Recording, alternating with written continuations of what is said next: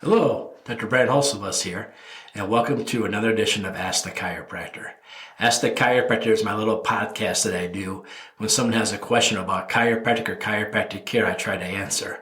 I'm a chiropractor here in Rockford, Illinois. I'm a proud graduate of Palmer College of Chiropractic, and I'm happy to be the team chiropractor of the Rockford Ice Hogs. Let's dive into it.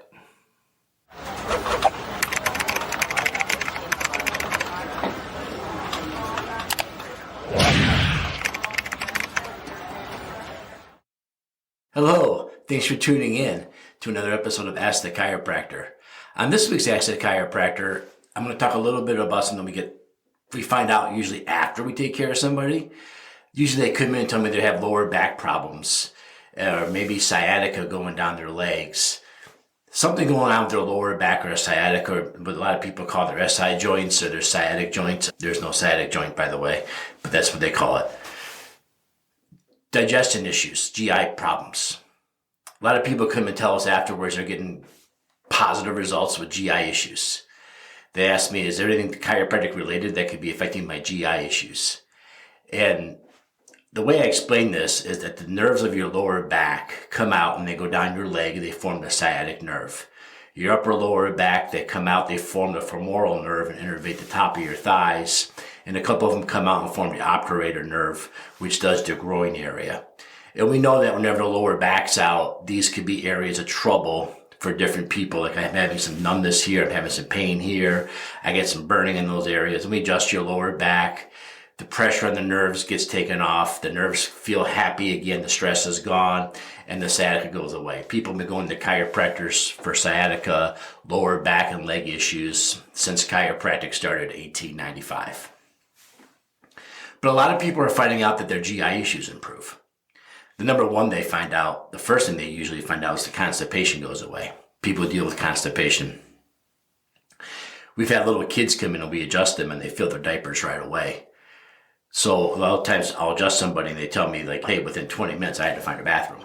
Those same nerves that come out of your lower back and go down your legs, into your lower back, into your groin, all that area, they also innervate your small and large intestines, your colon and your small intestines. And a lot of times when the nerve's under stress, your GI system goes AWOL. Because you remember, the autonomic nervous system, the nervous system that runs our bodily functions that we don't have to think about, like right now, what's your liver doing? I have no idea what my liver is doing. My autonomic nervous system is running that. And you see, that's got two modes, the autonomic nervous system. It has what we call fight and flight, or as chiropractors and healthcare, we call it sympathetic, and then non-fight and flight, which we call the parasympathetic, or I call them the chill out nerves, right? Because the danger is gone, it's time to chill out. See, when you're in fight and flight, your digestive system gets turned off because your body believes that you're in danger. Your body believes you're in survival mode.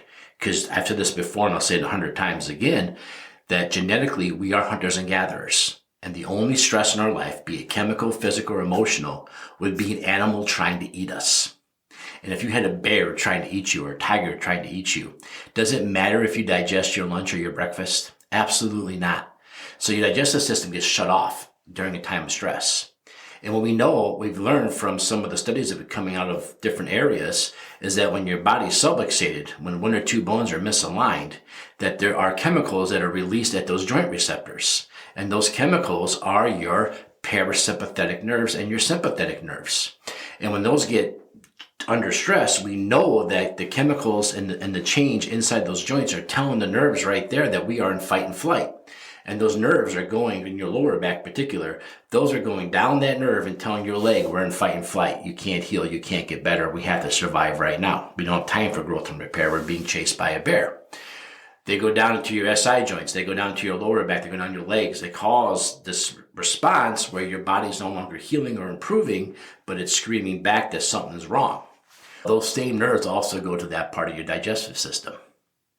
So if my lower back's out, it's easy for everyone to understand that it goes down my leg, causes leg issues, whether it's numbness, tingling, on fire, burning, painful, whatever that is. Everybody gets that. But the nerves also have that autonomic part, which go to your small and large intestines. So if the stress response is kicking down your leg, kicking down your foot, is it possible it's also going to your colon, telling your colon, hey, we're under attack, you better shut down for a little while? And then when you get adjusted and we turn that sympathetic back to parasympathetic, the proper response, what happens then? Then everything starts to heal and it goes back to its normal function. If it goes back to its normal function, would it not be safe to hypothesize that the colon would wake back up and start emptying out? And that's why constipation goes away really fast. Also, if you're under stress and your digestive system's upset, heartburn, indigestion, that would be the one between your shoulder blades, your T6. Your stomach doesn't know how much acid to make, and it's not going to take the time to figure it out when you're under attack. But it makes too much acid. And so as chiropractors, we adjust that area and we help regulate the acid production, and heartburn and indigestion can go away. Now, I'm not saying we have a cure for all heartburn and indigestion. If you're having heartburn and indigestion from eating greasy bacon cheeseburgers and milkshakes, that's heartburn you earn, not heartburn we get rid of. So when it comes to indigestion, heartburn, part of GI issues, yeah, we adjust your upper back and same principles. The stomach, when it's under stress, is either trying to get food in and out as fast as it can, right? It's not going to care about digesting it properly, it just wants to move it. Sometimes when people are really stressed out, they can vomit. That's the idea, because under fight and flight, you want to just expel the food rather than deal with the food. But if it goes through, the stomach's going to overproduce acid just to push it through and get it going, because it doesn't want to take time to really break it down and do its thing.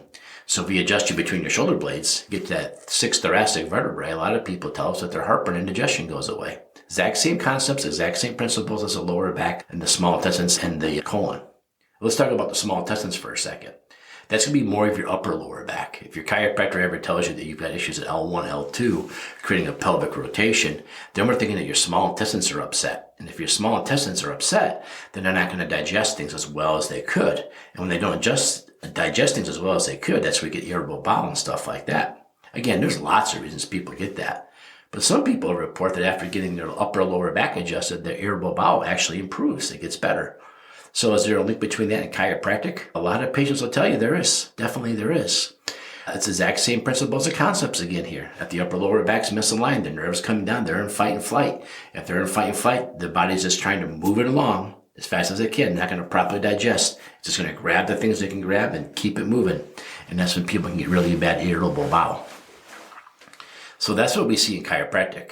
Now, the fun thing I always have is with babies, because I always tell babies, parents of babies, I should say, if your little baby's up all night fussing, colicky, if your baby's not sleeping, or if your baby's not having bowels that come on in.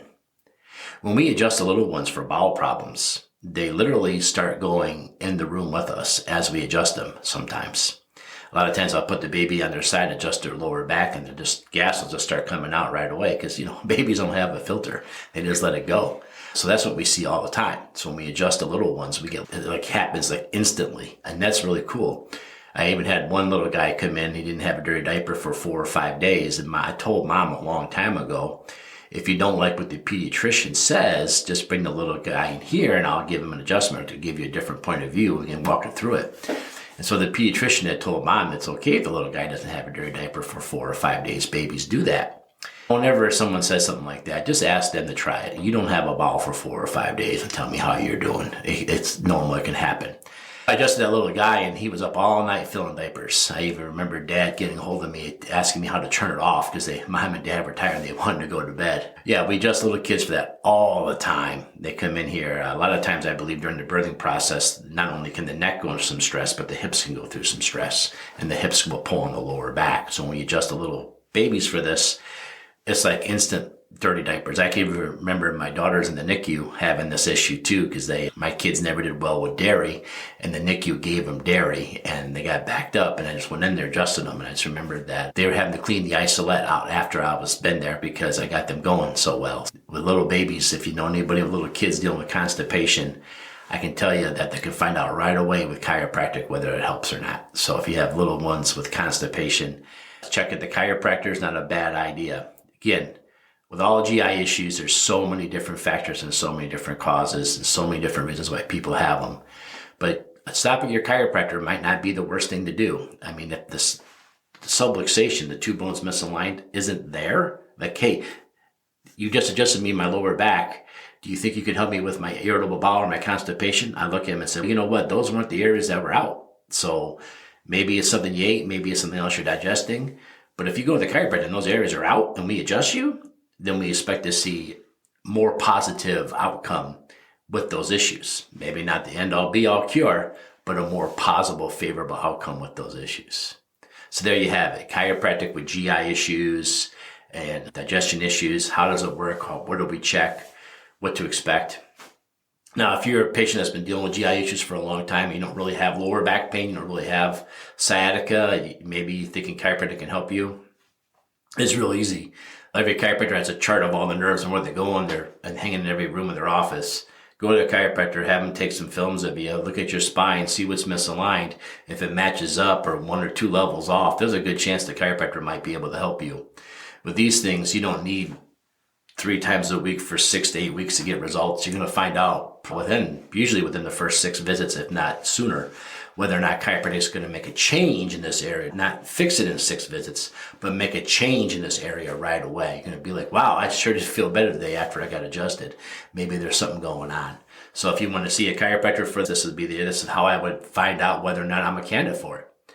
Because if those areas are normal on you and you're still having these problems, maybe it is something you're eating. Maybe your body's just doing a healthy response to a toxin you're putting in it. You put bad stuff in, you get bad results, you get bad outcomes. There you have it. There's my answer on GI issues and chiropractic and digestive issues and chiropractic. Now remember, if you have a question for a chiropractor, ask a chiropractor. Don't ask anybody else because nobody else studies chiropractic. Medical doctors and orthos and every other type of physician, orthopedic doctors, they don't have any training in chiropractic. They're not qualified to answer your questions. Find a chiropractor to ask your questions to. You can also always go to chiropractic.org. That's our national website. All kinds of good stuff and information there. There's actually a journal on that website that you can read about for kids in chiropractic. People who get certified in pediatrics have to do a paper in order to get their certification. And they do a publication there all the time. It's free to read. It's free to the public. So take a look at it. All right. If you have a question for me, leave a comment below. Go to our website. Hit the links. You'll find me. Leave a comment below and we'll get back to you. Maybe next time you'll be the question of the week and ask the chiropractor. Thanks, everybody.